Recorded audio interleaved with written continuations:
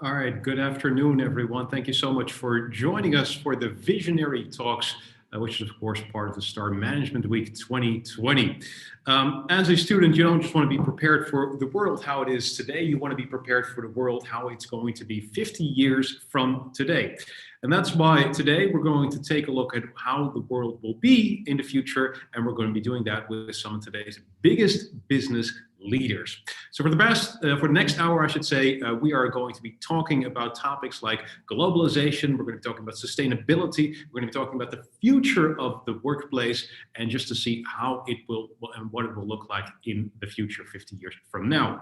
My name is Victor Vlam. I'm going to be moderating this discussion. We're going to have, like I said, a couple of speakers here today that are going to be joining us, and they're going to be talking about the future. But your input is also very much required. We would love to ask you a couple of questions, and you can do so. You can log into the system at slido.com with the hashtag SMW2020, or you can use the QR code which is on your screen.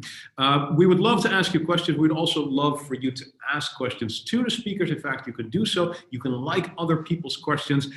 Usually, if we were in normal times, we'd be in a big room together, and it would be very easy for you to participate. This is actually always a good way to participate as well. We would love to get that interaction going. So it's really just sort of a conversation that's as naturally as free-flowing as could possibly be. All right. Let me start immediately by introducing the speakers, because we're very happy to have their time. We have a couple of great speakers, and let me start first of all by welcoming Merijn Everaarts to the conversation, to the Visionary Talks 2020. Merijn, first of all, good afternoon.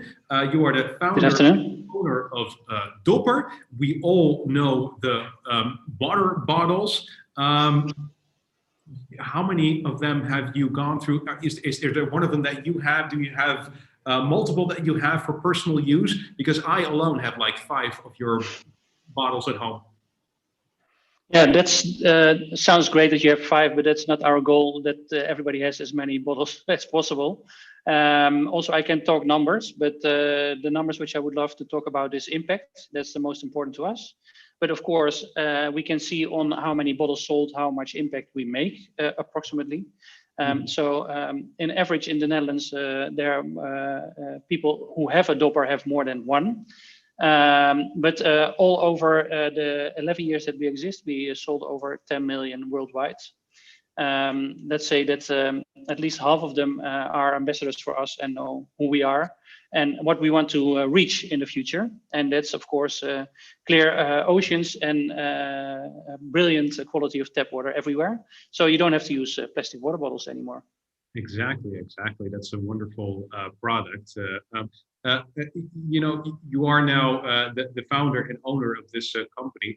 Back when you were a student, you might have participated in this event. If you think back to that time, what kind of a student were you?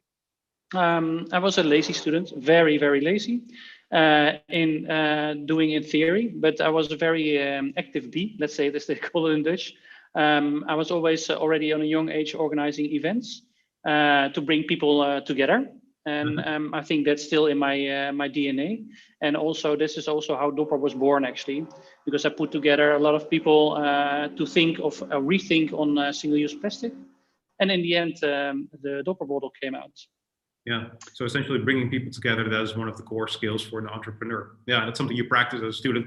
All right, we're very happy to have you here. Let's go to our second speaker, and of course, our second business leader here today, which is Feike Sijbesma. He's the Honorary Chairman and former CEO of Royal DSM. And of course, in this context, it's also very important to mention the fact that he is an alumnus of RSM. Feike, we're very happy to have you here as well. Thank you. What do you remember from your time at RSM? Oh, a lot. I was the first group of students at the RSM. And I started in Delft in the so-called interfaculty, and then after half a year we moved to Rotterdam, and it was a brilliant time. If you would ask me, same question as Merijn, I was not lazy. I was very, very active. I think in all kinds of things, but I learned a lot from RSM, and I think RSM contributed a lot to my career. That's wonderful to hear. That is wonderful to hear. I also want to ask you that you've worked with people from different generations. When you entered the workforce, what was different compared to people now getting their first job? So what is different about this generation that's currently entering the workforce? What's different from them from when you entered the workforce? Well, my story was a little bit particular. I studied medical and molecular biology in Utrecht. And after having done my master's, I did a second master, then business administration at the RSM. So biotechnology and business. So I told all my friends I will work for the biggest biotech company in the Netherlands at that moment in time, called Gijs. And at the end of my study, I thought maybe I need to inform them as well. So I sent a letter. In 2 weeks, I got a refusal. This was really difficult for me to accept 2 studies exactly in their field. So then I asked for a 10-minute interview. Please, at least see me. And that lasted 40 minutes, and at the end they accepted. And I started working for Gijs. And I stayed with the company. Company was acquired by DSM. I stayed over there, became member of the managing board 20 years ago, and 13 years ago CEO. Staying so many years, over 30 years with one company, I think that is different today, and people even don't think about that today. Yeah, I think a lot of people switch jobs much more regularly these days. And I switched also jobs. I had not the same job always. Right, exactly. Yeah, but they stay with the same company for a number of years. I think that's one of the, that's definitely currently changing these days. Yes. Okay, that's very interesting. Thank you again very much for being here. Let's go to our next business leader, which is Stephan de Barse. He is the Executive Vice President of O9 Solutions. Just so that everyone is clear, what exactly is O9 Solutions? Yeah, that's a great start, Victor. It's an AI-based platform that is helping Fortune 500 companies in doing better revenue planning, supply chain planning, and financial planning. So we are a unicorn and have expanded into Europe and Asia in 2008, but the company is now around for 10 years. Okay. And as an executive vice president, you sometimes might be looking to recruit new people. There might be some students here who perhaps are interested in working for your company. If you are recruiting new people, what do you look? What do you like? What do you like to see in a student? What is necessary? What is a crucial trait for students to have for them to be successful at O9 Solutions? Yeah, it's a good one, Victor. Actually, from last year's session where I participated as well, we recruited, I think, 3 people from the RSM. So that was great. We added 80 people in total. So we are very fast growing tech company headquartered in Amsterdam here. But I think what is very important is students need to be very curious to learn new things and need to continuously push and challenge themselves. To take on challenges. And I think if they're up for that, curious mindset, high on energy, and want to push themselves forward, those are the traits we are looking for. Yeah, I think curiosity is, I think, increasingly becoming important because it's not just about having an education, but keeping on learning and adapting to new situations, which is going to be important in the future. Yeah, absolutely. Yeah, we're going to talk about that at length because I think this is definitely one of the crucial things. Again, also happy to have you here. And let's go to our final speaker. His name is Peter Haug, and he's the marketing director of the BMW Group. Peter, thank you for being here as well. I think a lot of people are quite familiar with the product that you are making. And we should also mention that the person who is sending in the best, or at least the most interesting question, according to the people who work here and who are studying all the questions, they will be getting a BMW driving experience, which is supplied obviously by your company. If I were to ask you which car you drive, I think the answer is going to be very predictable, right? It is a BMW, would you believe? But I think what is interesting about my current X5 is that it is a new generation of plug-in hybrid. which I'm very, very fond about because it drives about 80 kilometers pure electrically. We are now in the office here in Rijswijk. This is a visual behind. I'm not on the parking lot. But if I drive home to Den Haag, it's about 11 kilometers. So I can commute all week without having to charge this far too big vehicle. And I can drive electrically, and I earn BMW points with that because I'm in a designated zone, and I can trade in these points for charging services, for example, or I can park for free. That's something which we have launched this summer. So this car is not just a car, but it's it's also a loyalty tool almost, would you say? Yeah. I think you're doing a great job on selling it to us. So as a marketing director, you are definitely doing your job. Let me ask you too, are you a product guy in the sense that you are passionate about cars, or are you passionate about the marketing aspect of that? And does it even matter whether you're passionate about one of the two? First and foremost, I think I am a marketeer. I've spent 16, 17 years in telecoms before joining BMW, but I used to drive a BMW, so I'm very passionate about the product as well. So it's an ideal combination, but I think for me, it doesn't really matter what the product is. It really helps if it is an emotional and a premium product like a BMW. So that is probably why I'm in this job now for almost 10 years, which is far more than any of the previous jobs I've held. Yeah. And let me just ask, just to check for all the students here, you're giving away a BMW driving experience. Is there any way we can get you to upgrade that to actually giving away a BMW? It doesn't necessarily even need to be the most expensive model. No. It's a short answer. No. I mean, I don't think we are in the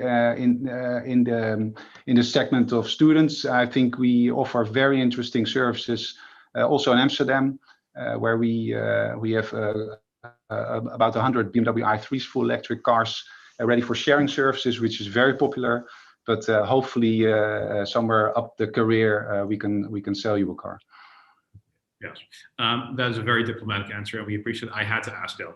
All right, let's get started with the discussion. And let me remind everyone that you can send in your questions, slido.com/#SMW2020, or the QR code that was previously on the screen. You can use that as well. And again, the most interesting question will get a BMW driving experience. So that is going to be interesting.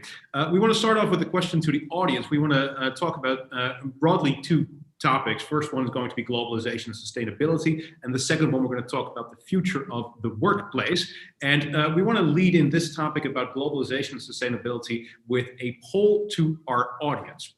And that is the following statement: more government regulations are needed to force companies to become more sustainable. Do you agree or disagree with that statement? While people are voting now, this is wonderful. We see currently that a lot of people are agreeing with this. More government regulations are needed, though the amount of people that are disagreeing is currently increasing greatly. This is actually very interesting. We have about people that are currently answering. Okay. I think broadly speaking, I think we can pretty much conclude that most people in the audience agree that government regulations are needed. Let me pose that question to the audience or to our panel as well. I think sometimes there's a lot of discussion about what the government should do, and perhaps the government should do more. Do you agree with this statement? Are more government regulations needed, or is there perhaps also a responsibility that lies with the companies themselves? And let me pose that question to Feike, first of all. Thank you. Yeah, I think both is true, obviously. Let me start first with the responsibility of companies. Of course, companies have an impact on society, have an impact, have power, so to say. And therefore, if you have impact, if you have power, you need to take the responsibility that goes together with it. So regardless any governmental regulation, companies should take the responsibility to create a more sustainable world. Secondly, regulators can take care of a level playing field, can take care that all companies, not only the responsible ones, but also the others, adhere to the same playing field. They can put a price on carbon. They can put some obligations on reporting, etc., etc. So, of course, governmental regulations help creating a playing field, stimulating companies. But even without that, I think companies should also take up their own responsibility. Yeah. Isn't sometimes looking to the government a way to sort of avoid taking that responsibility? Because it's always easy to say the government should do more, therefore the responsibility lies there and not with us. Merijn, is that something that you see, perhaps not at your company, but at other places? No, I clearly see, I agree with the disagreement of the people who voted for disagree, and also about the government taking their own responsibility. There's always a gap, but I think the consumer centrally and then the companies are actually paving the way for the government. So ze hoeft alleen maar in te koppen. They only have to deal with it. And it's becoming the pressure from either the companies itself or from the consumers if they don't want something anymore to happen. And the government are also normal people, so they also live in the playing field of the world. So they also see what's happening. So I think many things start grassroots from a customer perspective, then move to the companies, and then from the companies to the government. And then we always say the government is too late or they do too less because the consumer is already ahead. But I'm happy in many cases they follow. Yeah, exactly. And sometimes not hard enough, but. Yeah. Built on you, Merijn, sorry, Victor, but you say it starts with consumer behavior and consumer desires, etc., and then it moves to companies and then maybe government. But imagine that in some markets, the consumers do not ask for more sustainability. Should companies still pick that up? I think yes. Or do you say no, to the consumers start calling on?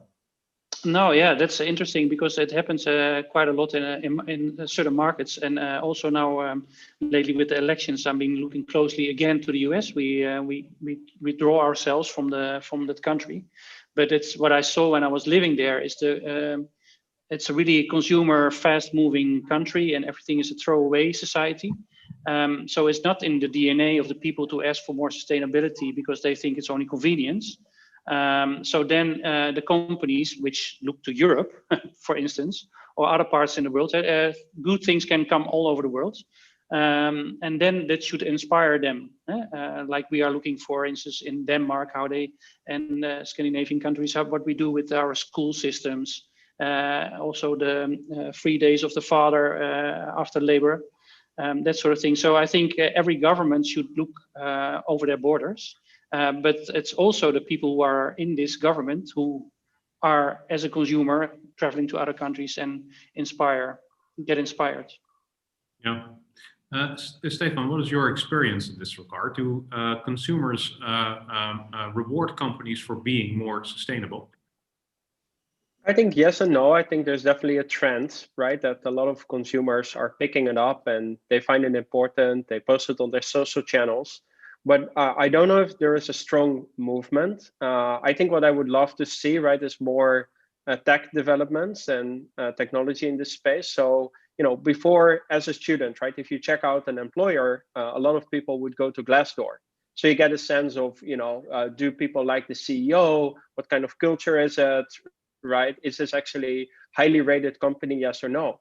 And I think we need to move towards, you know, sort of independent platforms that can provide an outside-in point of view of, you know, is this company actually sort of adhering to what they are reporting about, yes or no, and hence making a decision. I do believe, though, from a lot of, I think, youngsters that we are recruiting, that they like the impact that we have on the environment with the platform that we deliver. So it's definitely a point of interest for a lot of youngsters. But yeah, again, I think there needs to be transparency.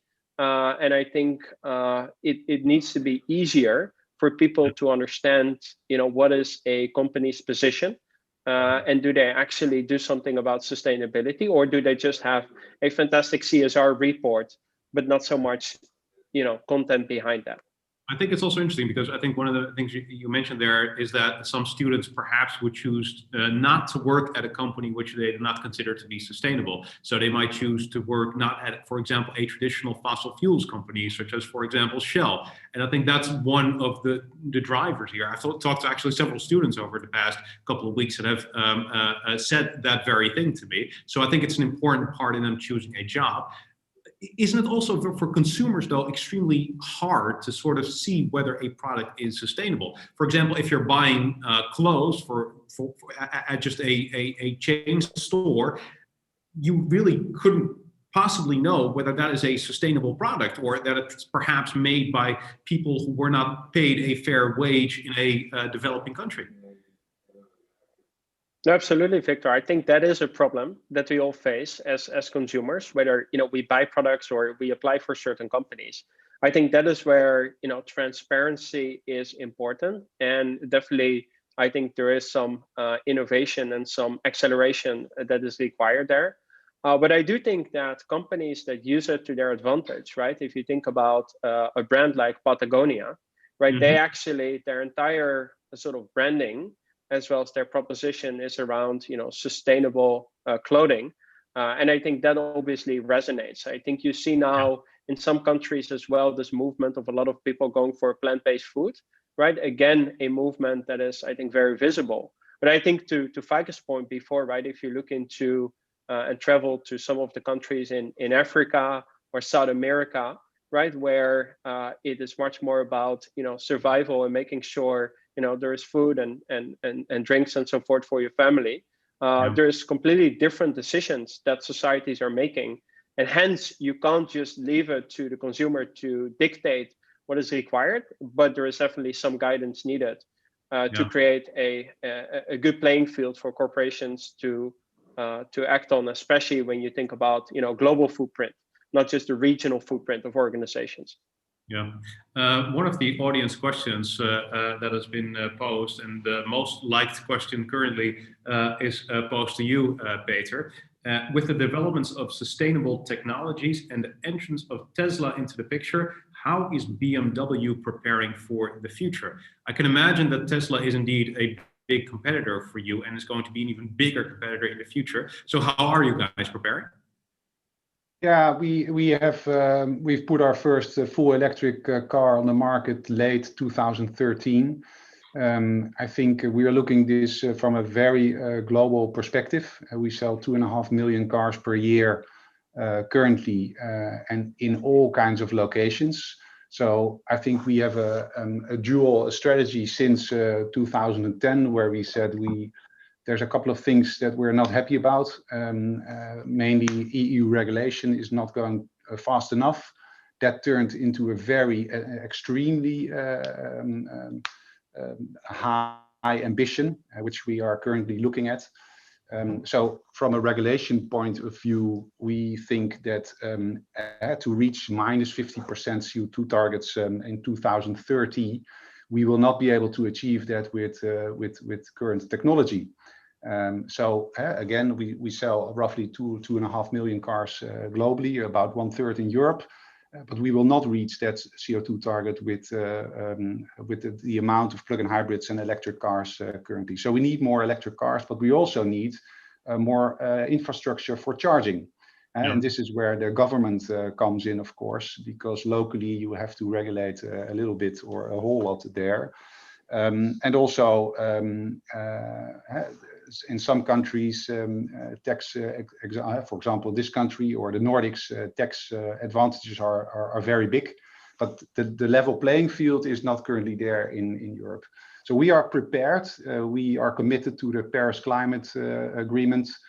We are committed to the CO2 regulations. We're on track to reach so. Some of our competitors are lobbying quite fiercely in Brussels to maybe push that date back a little bit. But we say, and I think following up on the Feike's point there, the order of importance is, of course, that a company needs to take a responsibility there. To be a premium car supplier, there's no premium without sustainable offering. And not only in the car and the use of its car, but also in the entire production chain, we need to be able to do so. And also to follow up on your previous point, how do I know that a product has been produced sustainable? I think this becomes a hygiene factor.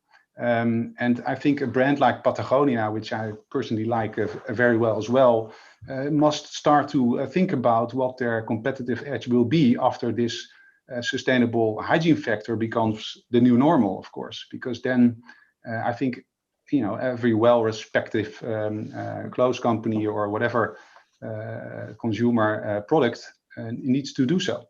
Yeah. Now, maybe a long answer to your question, but we're very well prepared. There's a couple of full electrics coming to the market soon, but 1% of the global population lives in hyper cities and very urban locations, but more than half of the world's population still lives in areas where there is no charging infrastructure at all, or temperatures don't allow full electric or plug-in hybrids to work really well. So we will need to cater for that as well with very clean diesel technology, for example.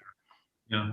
Let me get if I can add, I said it before, but building also on what Peter, Stephan also, Merijn also said, if you have the power, or better expressed, if you have the ability as a company to impact the lives of other people around the globe via planet, via social things or whatever, why would you not have the responsibility to use that power or to use that impact that you can have to a better world, regardless what consumers ask, regardless what is the trend, regardless governmental regulations. If you have impact, I argue the opposite for, because I think a lot of people would argue as a company, you have the responsibility to make as much money as possible, and doing things in a sustainable way might not be maximizing your profits.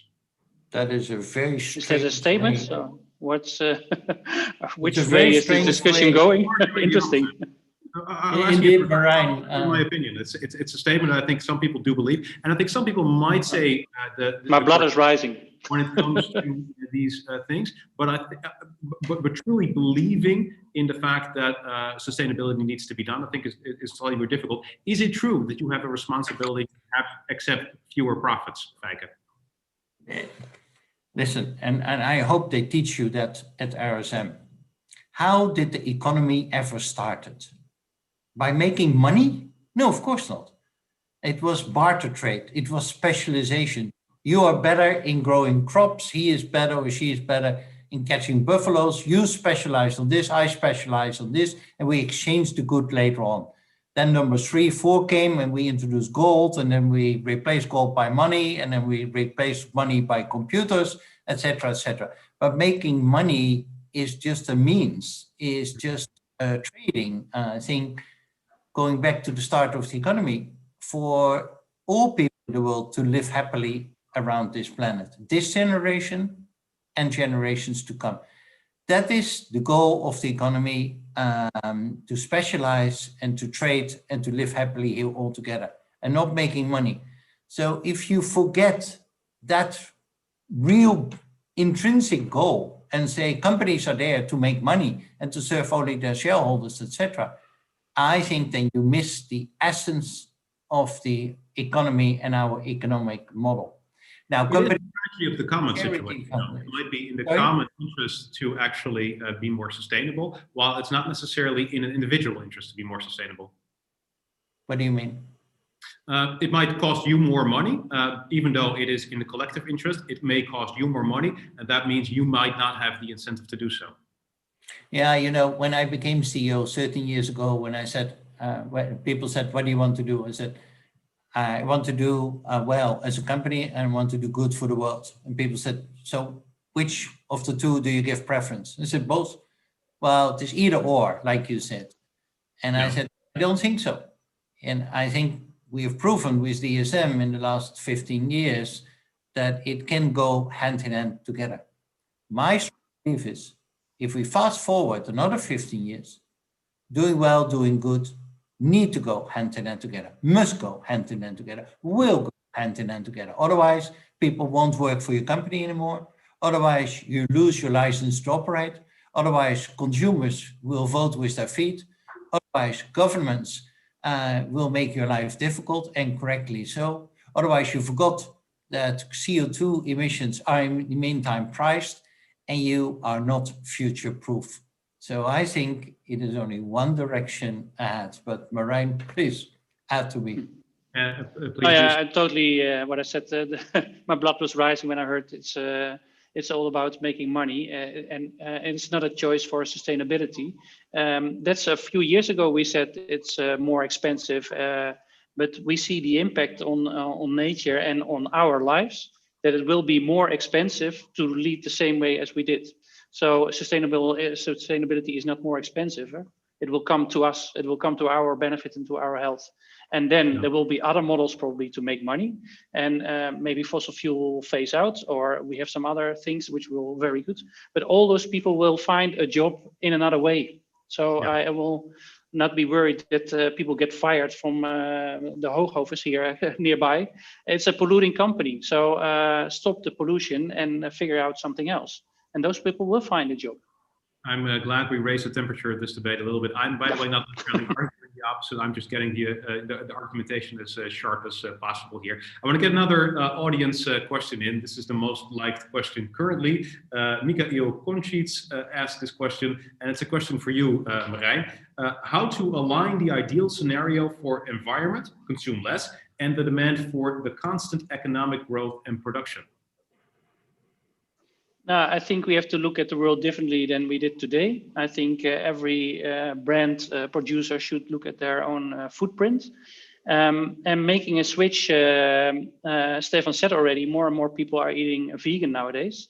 2 years ago, I'm sitting now in our renovated new office where we have a vegan restaurant. 2 years ago, when I said this to the people, they said I'm totally crazy. But I said we need to eat more vegan for our planet, not for only for the health of the animals, but for the health of us. Because with too many animals, we are having too much CO2 emissions. But 2 years ago, everybody was saying I'm crazy, and now there's a lot of green signs in Albert Heijn already says this is vegan, this is vegan, this is vegan. So I'm really happy that everybody's taking this responsibility themselves. So I think we get a shift. So a lot of people who are working now in the meat industry will work on soya farms, also in our beautiful land here outside in the Netherlands. So I think it's just a shift what we have to make in this sense. Yeah. But I think, Merijn, maybe to build on you, right? I think one of the answers to this question is better planning, right? And large organizations are notoriously bad in planning. So if you think about a company like Starbucks, right? We are working with them in terms of the food waste every single day, right? It's not only millions of dollars that they're just throwing away, but it's also like food being produced, being shipped, right? And then thrown away, while other people actually don't have food to eat. And I think that is food. But if you think about the clothing industry, right, we are destroying so much clothing just because we were not able to plan well, right? If you think about a lot of companies, because they're not planning well, they're expediting a lot of freight through air. Well, they could also put it on a vessel. So I think there is now a trend going on that by using more advanced analytics and more advanced planning capabilities, we can better estimate when the consumers are going to buy what, but then also digitize the entire supply chain, that we can actually give the right signals to our suppliers and contract manufacturers at the right time. And I think if you think about supply chains, by itself are one of the biggest polluters in the world. And I think if we can make all big companies a little bit more efficient in how they do and run their organizations, the impact obviously on the environment is very substantial. Let me ask you another audience question, because this is another point that was liked. Basically, Stephan is advocating for a much more circular economy. And absolutely. Redesign our value chains, not from digging something out of the ground and producing something and then consuming it and then throwing away what is left over called waste. Yeah. And that's all over, but making that in a circular way by a redesign of our value chain, I think we will have a much more sustainable world. Sorry. Thank you. Let me ask you the following question, because sustainability is more than just the environment. It's also about topics like diversity, for example. And Nora asks, how do these aspiring speakers perceive the diversity in their companies? and what is their opinion on diverse teams and diversity inclusion? It's a broad question. It's a good question. What is your attitude towards diversity? Peter, let me start with you. How is diversity at BMW? Yeah, it's a very big topic. And I think the same goes for diversity as for sustainability. It's a license to operate. You lose immediately the attractiveness of being an employer if you are not true about the role that you have as a producer, as an employer. So you have to have sustainability in the heart. You will have to have diversity in the heart. And I think, we have about 133,000 people working for BMW Group across the world, some 150 nationalities. We have production plants all over the world. We have R&D locations in China, for example, and we will have rapidly. We had to change accordingly, because maybe 7 years ago, I had a problem when our website was down. It said error 404, and I was extremely frustrated by the fact that we did not have a normal error page. And the reason for that was that nobody could enter the offices after 7 o'clock at night, because BMW said we're closed after that period. Only 3 years ago, we opened this R&D plant in Shenzhen, and we had people living there, and they are really used to having dinner with their family. So what they do is every evening at 7 o'clock or something, children come in, their wives and husbands come in, and they eat together on the rooftop of that R&D facility. And they don't eat for half an hour like we do in the Netherlands, but for 2 hours. And then the family goes back home, and everybody starts working again at their own pace and at their own schedules. That is unheard of. That would have been unheard of 5 years ago. So we have to rapidly adapt to all kinds of cultures. And so this is only just one mere example I've gotten from a Swedish colleague of mine who's in charge of that very facility, for example. But even here in Rijswijk, we have a project group and we have demands. I mean, looking at us sitting here for middle-aged white males, I think before anyone makes the comment, that is clearly what is going on. But we see the change as well with the women coming into our local board. We've set ourselves goals to do so. We want to have at least one candidate out of 2 being from a multicultural background or a female. So that is something that you have to enforce on yourself as well, because you cannot wait for that organically to happen. I think there's a clear trend towards more diversity. There is also, I think, if you look at the politics of it, perhaps, I don't know if I want to call it a backlash, but perhaps to some extent that is true. Are there limits to the extent of diversity that you can get at a company? And I'm asking this question to everyone. The one who wants to answer can feel free to jump in. And what do you mean, Victor? I'm actually talking about the political climate, which right-wing populism has, I guess, not necessarily said that diversity is bad in and of itself, but some of the measures that have been taken to get that diversity, they are quite controversial. Positive discrimination, for example. Are there limits to what you can do as a company in the future to get a diverse workforce? I don't think so. For me, diversity, there are multiple angles. I mean, we mean with diversity not only gender diversity, but also nationality diversity, maybe ethnic background, age, and all of that stuff. If I say a few words about gender diversity, there for me it starts with that I do not want to live. I do not want my boys to grow up in a world that is dominated by men. I think that is a world that I do not aspire. Secondly, it would be rather stupid to forget half of world's talents being female. And thirdly, a more diverse leadership, a more diverse workforce will trigger more creativity. If you have only men coming from the same university, the same school, reading the same newspapers, looking to the same television program. What they do is they confirm each other because they have the same background. That feels, by the way, very comfortable if you confirm each other. But it does not stimulate innovation, renewal, different ways of thinking. So I think a diverse work team will be more innovative and better. But for me, it has also a little bit to do with a view on society. To say as an organization we are limited by government or regulations or whatever, I don't think so. I think you can shape it yourself. But limited in the ways that, for example, some things might not be acceptable. For example, there was a technical university in the Netherlands, I think it was Eindhoven, and they at a certain point declared that they were not going to hire men anymore for certain functions because they wanted women and there was just no way to get them. That was obviously quite controversial. A lot of people said that that was a form of discrimination. Are there limits in the future, perhaps, to the diversity that we can achieve? Are there measures that we should not take in the future that perhaps go too far?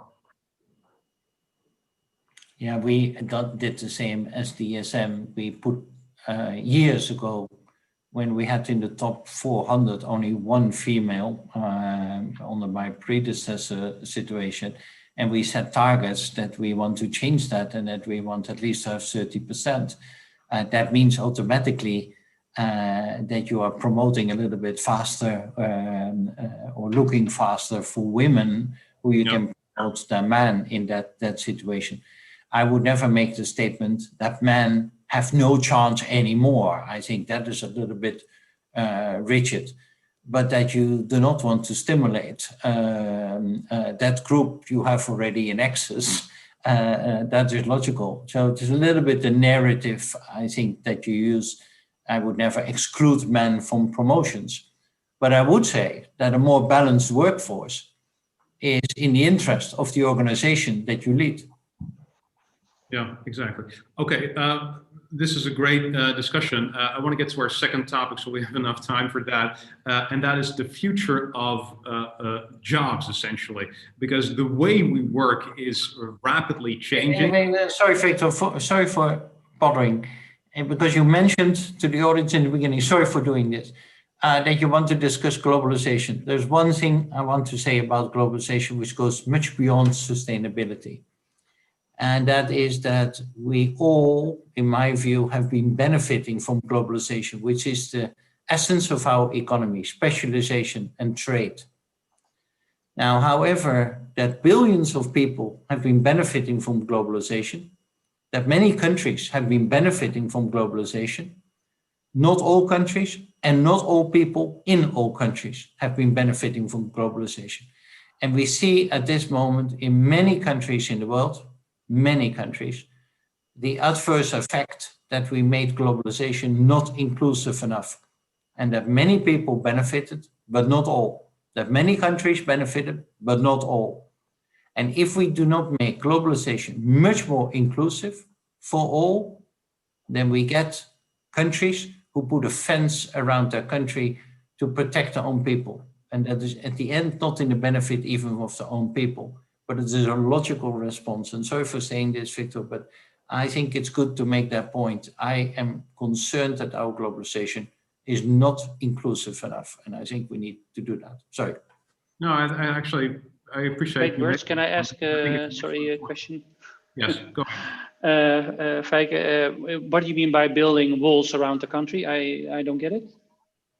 Well, if you see, take the United States, if you see that you are losing due to globalization, your steel industry, your cement industry, your coal industry, etc., in the middle of the United States, both coast areas renewed better, but if you live in the middle of the United States, many jobs are gone. Many cities became ghost towns. The work went somewhere. And the government and the companies operating there did not help the people to reskill them to new jobs.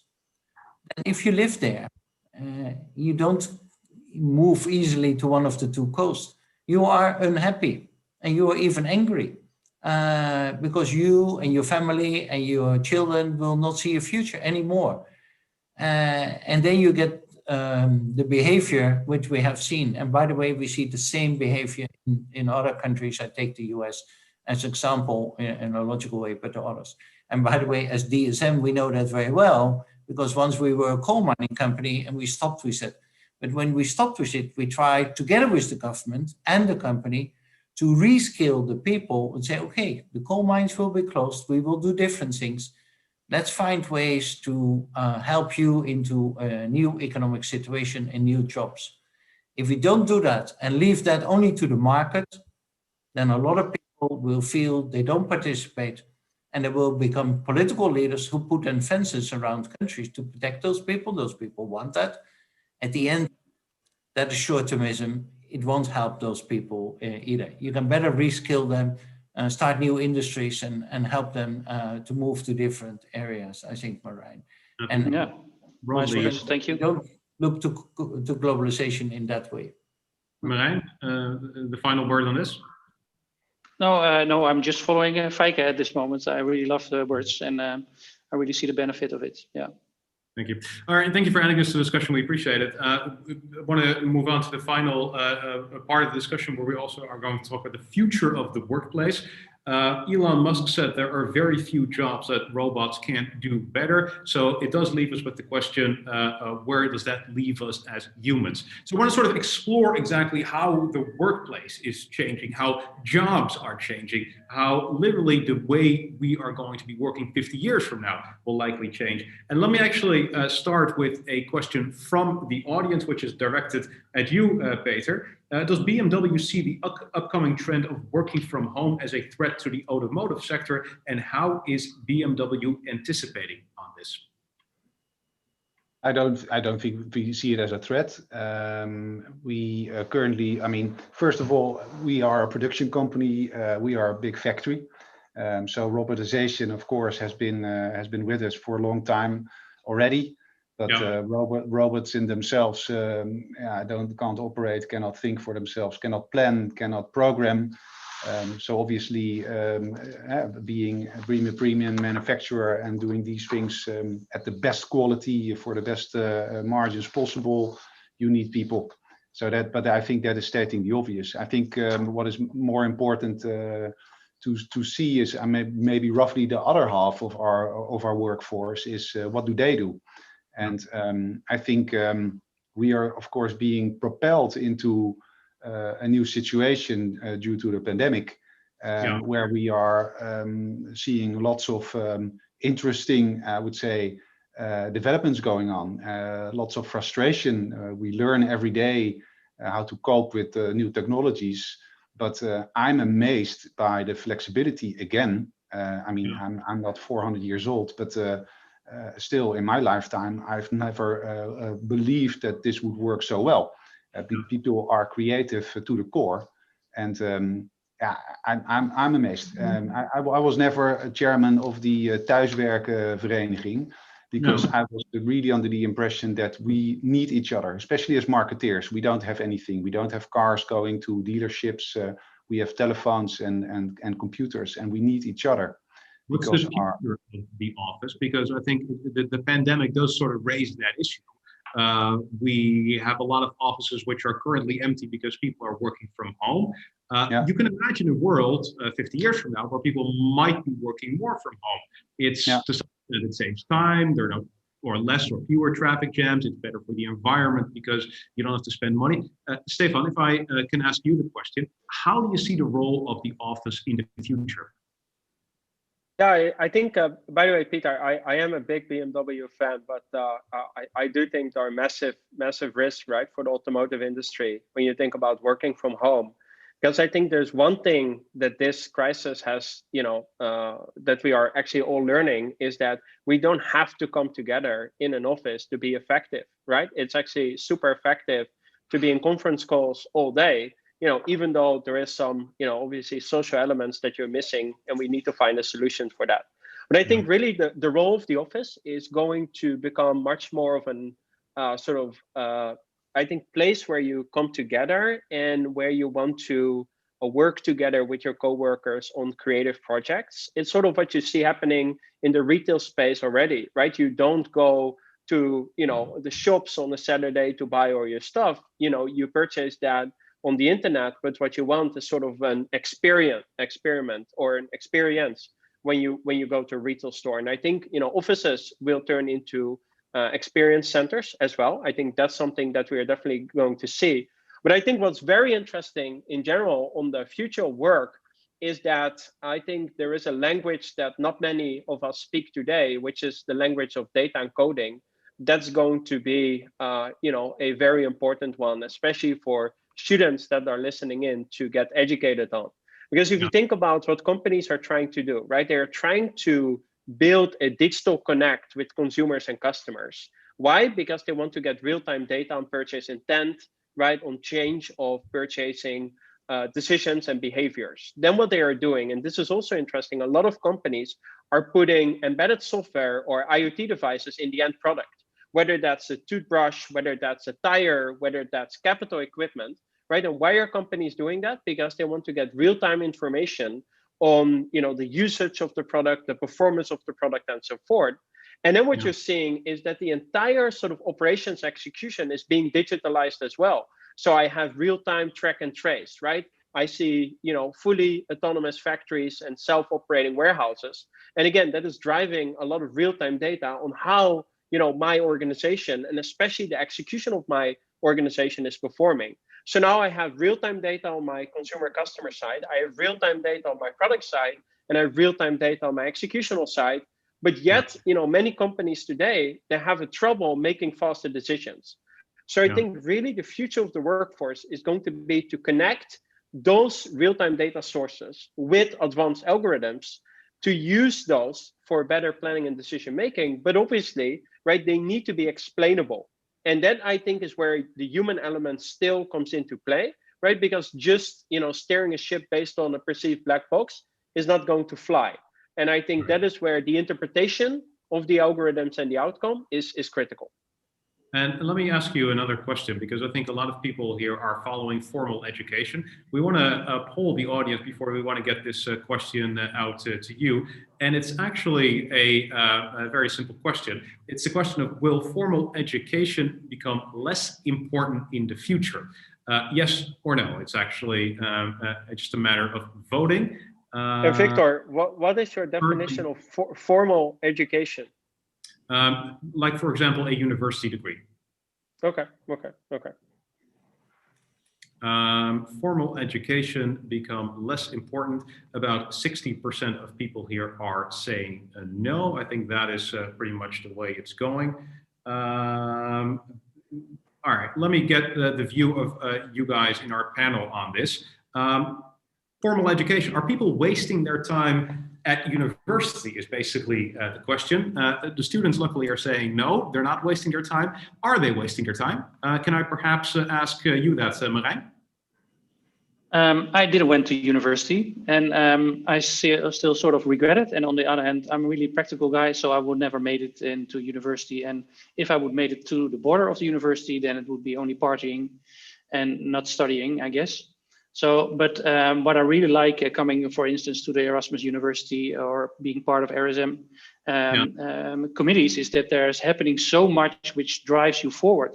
So meeting the people and other students, I think this would be my biggest learning of a study.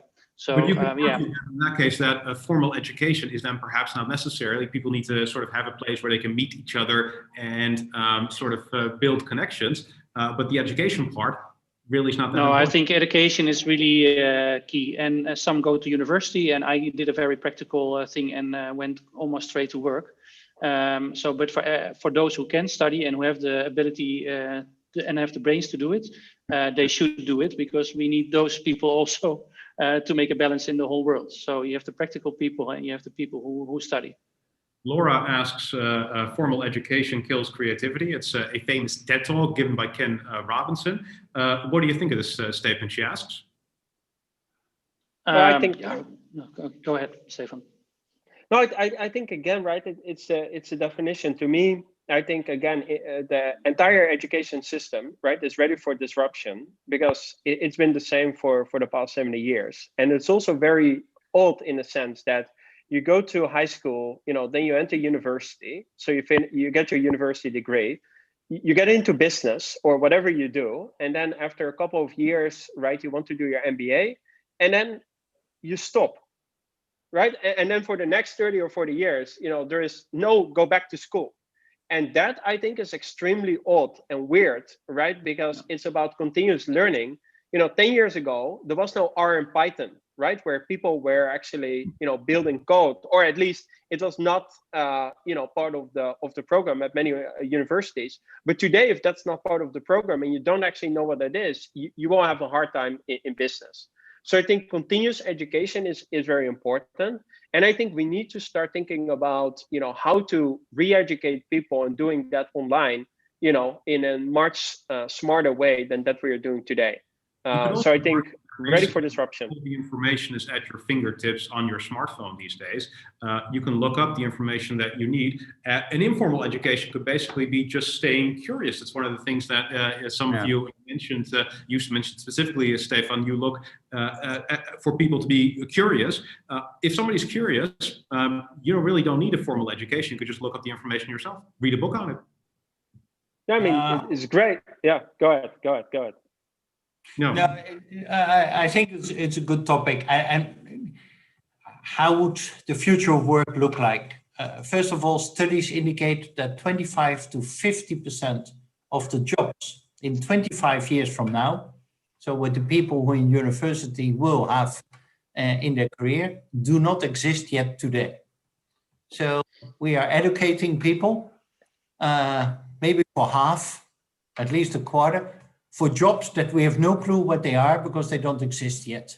That tells you something about the speed in which the world is changing and how we should look to our education systems. That's one.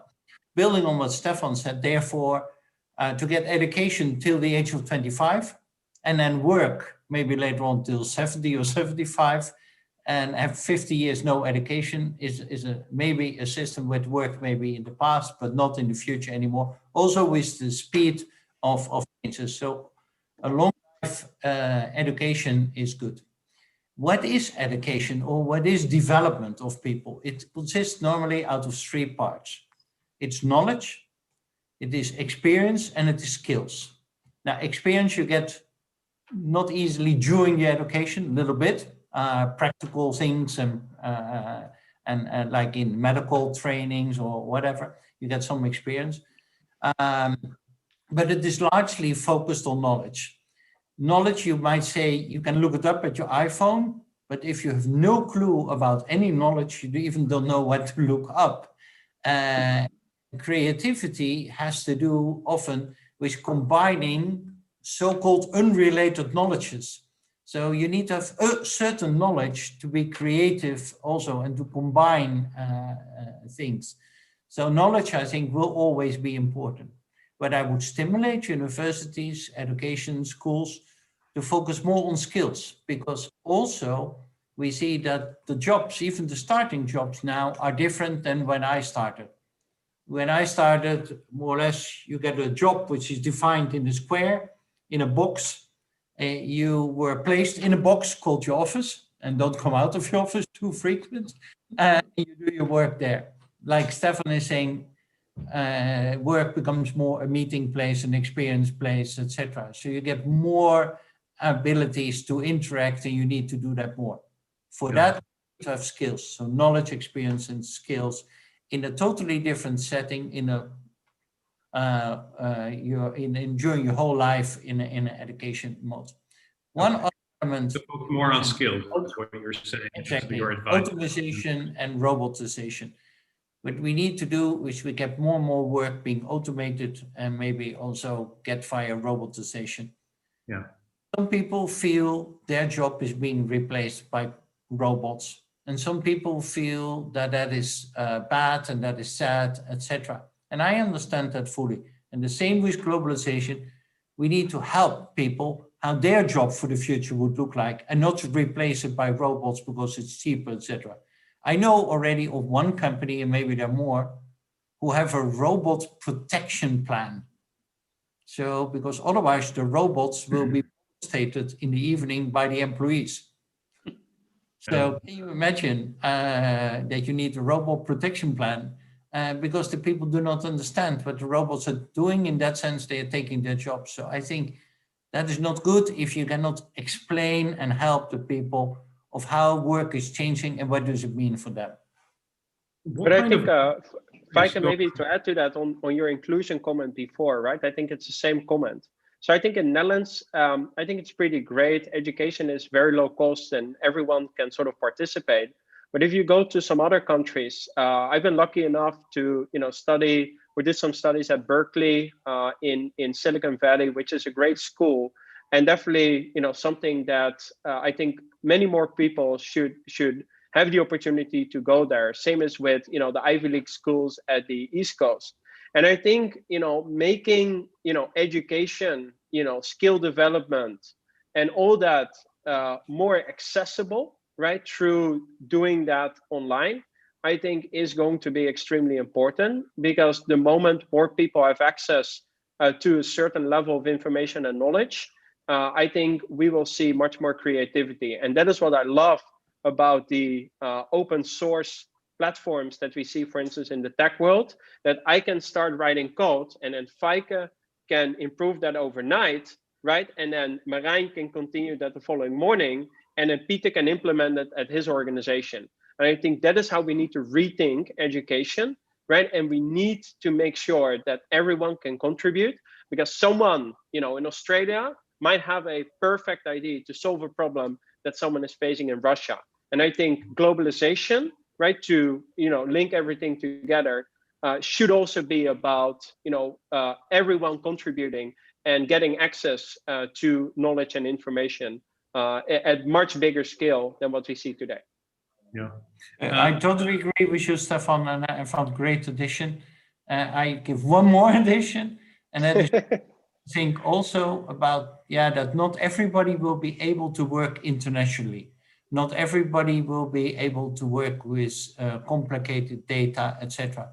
And therefore, as a society, we need also to take care of people who will not work internationally, who will not speak different languages, etc. What is their right of existence and job and future income in a country? Like I was giving the explanation of the middle of the United States, where some people say, well, then you move to one of the coasts. Well, the whole families, which 5, 6, 10 generations will live over there in Michigan or in Texas or whatever, and will not think about moving to any other areas at all in the rest of their life. And also they must have a future. Sorry. Yeah. No, I think I appreciate you making this point, and I think you've mentioned it in various ways, various times. But I think it's incredibly important that there is a certain segment of the population which experiences the drawbacks of both globalization and robotization of the society and the workforce, and that is something that needs to be considered. I want to, we're approaching the final part of our discussion. I want to also sort of look at one of the positive effects that has been often mentioned about the automation or the robotization of work. And if you look at how much we worked in the 19th century, we had a work week here in Western Europe that lasted about 60 hours. Currently, we are in the Netherlands working for about 30 hours on average. Is it realistic that 50 years from now, and this is part of these visionary talks, we're asking you to look into a crystal ball, is it likely that the average person 50 years from now will have, for example, a 20-hour work week or perhaps less, because there are robots doing easy jobs? We don't need to work as much anymore. Can I ask you the question first of all, Peter? What do you think about that? Yeah, I think what are you going to? I think what is very humankind like is that people will find ways to improve their surroundings, to improve the things they are working with. So I'm very confident that they will use their mental capacity in a different way, because that is just Maslow, right? People want to improve, people want to cooperate, so there will always be room for improvement. And it may not be in the 20 hours you work for or one of your employers, but maybe there's a second one, and maybe you have started your own business, or there is a non-profit corporation to improve society somewhere. I am Yeah. absolutely positive that people are creative enough to spend that time well. So yes, probably maybe not 20 hours, but at least far less than we do now. Yeah. Any other opinions, Merijn? 20-hour work week? No, yeah, sounds great. I think sounds great. Maybe that's not a good thing to say. Do you still hear me? Yeah, Oh, sorry. definitely. My computer was interrupting. I started by it sounds great, and on the other hand, we have to see where the world is moving, and we have to adapt to it. Or we will adapt to it. And maybe we work less in hours on the work floor, but I think you were holding already your phone in your hand. I have the feeling that my employees, the people who drive Dopper forward, are working 24/7 almost, because they always are busy inspiring themselves. They come back with all kind of inspiration, and they send out also all kind of inspiration. And whenever I text or somebody else is texting, there's no off time, which is also, I think, important, and that people should do it. But I think in the end, people are maybe still working 60 hours a week. But the mental brain is just working, and it's niet geestdodend om to try and see other things the whole time. So essentially, scrolling on your Facebook feed is considered working at Dopper. Nou ja, also at the office, people are also scrolling on Facebook. So I think it's more blend in. And coming to work traditionally is not working. We did a research for 1 year on behavior with Dopper before we moved into this new place. And before we had 100% desks for everyone. Now we have only for 70%, which actually is already too high. As Stephan said, we are really seeing that work is the meeting place. So there's a lot of things coming together with colleagues are coming together now, of course, online, but I think you really need also the offline part still. And then people are going out of them again. And then it's their responsibility to fix the job. And if they do it in 60 hours, they do it in 60 hours. If they do it at home, they do it at home, or they can sit in Bali. That doesn't matter. All right. Let me just to close this discussion. I think we have looked sort of towards the future here, 50 years from now. How will our world look?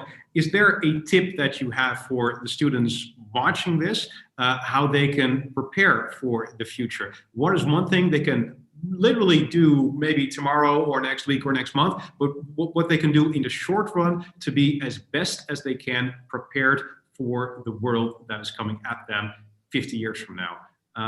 Can I start perhaps with you, Feike? What is your tip for students? Yeah. By the way, one reaction on what Merijn said is true. We need to think that our life and our work life balance is maybe better balanced. Maybe we work less, but although we are working less, we are sleeping also less. So I don't know how we manage it, but all the leisure time we got, we are not only putting in relaxation and reloading our brain. On the other hand, that's definitely great advice. Be sure to get enough sleep. That's always important. Is that also your advice for students in the future? Now, balance is important in your whole life, but I give two things to the students with advice. One is in every phase of your life, but especially in this part of your life, develop yourself. Develop yourself by experiencing things, by doing new things, by doing crazy things, by learning things, by trying things. Develop yourself. And I think development is always important, but at this moment, you don't have a big mortgage yet, I assume, or a too big car or whatever. So without too many risks, you can develop yourself, and please do it. The other thing is for every person it is important, and for sure for future leaders, but I think for everybody, is to have insights. Develop insights. Develop insights in yourself, who you are, your strengths, your weaknesses, your character, who you are. Develop insights in the people you work with, and develop insights in the world you operate in. And there is a particular thing about insights, how you get insights. And leaders sometimes confuse how you get insights. Many leaders get insights by talking a lot, but you get more insights by listening. You get more insights by observing and be quiet and listening. And I would say next to development, obtain insights, because that's so valuable. Thank you. That's wonderful advice. Peter, can I ask you the same question? What tip would you give to students to be best prepared for the future? Yeah, I think it builds on Feike's first point. Control your own destiny, or someone else will. I think these structures of companies and shareholders, they will remain for quite a while still. And these common beliefs and politics and hierarchies, they will remain, even though we will inject them with inclusivity, etc. But these forces are so strong that they will run you over if you are not careful. So I would say it's a bit negative maybe in advice, but it doesn't. I don't mean it negatively. Stay cynical. The company doesn't owe you, so don't expect from a company to have development plans available or succession plans available. Many of the people I work with, junior media people, come to me and say, I want to talk about my career and what do I need to do to become a senior, for example. And I say, yeah, that doesn't work like that. There's no delta management. So everything is fine, but it's only these and these points which you need to develop. It will appear so as soon as you are a senior. Work on your proposition, work on your insights, and be valuable. Have a story. Why are people talking about you rather than saying, okay, Victor, you can apply his knowledge or his skills somewhere. No, you need to turn it around. So always stay focused on what is the sorry for the marketing speech here, but what is Victor's proposition, and work with that and develop that constantly. So I would say see the company as a big library and take a book sometimes. Take also from the company and what's going on in this department or what's going on in this process, and do suggestions to improve it, for example. I think that's wonderful advice. Take control of your own destiny. I think that is incredibly important. Merijn, same question to you. What is a tip for students that you have to be best prepared for the future? Every step you take makes a difference. And every step out of bed every morning again makes a difference. Realizing every step makes a difference makes you also realize what's happening in the world, and that every step you can take another step into the right direction. I think this is very important to realize. Whenever you buy something, whenever you go to school, when you take the tram, when you take a plane, whatever step you take, you can always, or you should always think, what step are you taking and what's my impact on this? Yeah. And then in the length of this, or hetzelfde straatje, I think there's only sustainable and social nowadays to focus on. So what we had when my blood was rising, thinking about money, it's out of the question. If you only think in sustainability and in social causes, then also the world will turn around, and will turn around everyone and not around yourself. Thank you very much. Wonderful advice. And finally, I'm going to pose the same question to you, Stephan. What advice do you have for people here watching to be best prepared for the future? I think first of all, do what you like, right? And I think whatever you want to do, right? Just start with what you like to do. I think that's very important.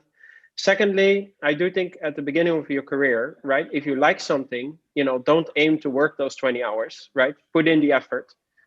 Because if you put in 20 hours, but someone else put in 40 hours, then obviously it's at your disadvantage. So I think have the eagerness and show the curiosity to do it. And then I think lastly, dare to fail. And I think Europeans in general, they don't want to fail, and they are so sort of scared of failing that they forget trying. And I think that is something that we can definitely learn from other cultures, right? It's dare to fail. And I think lastly is I would highly recommend working in a global environment, because you can learn so much from people all over the world. And I think that will set you up for a great career. This is wonderful advice. Just to sum it up, because I was riding along as you guys were talking. Develop yourself, develop insights, take control of your own destiny, realize that every step makes a difference. Do what you like and dare to fail. That is the advice to be best prepared for the future, according to this panel. I want to thank the four of you very much for spending some time with us here and sharing these insights. I also want to thank the audience for contributing lots and lots of questions.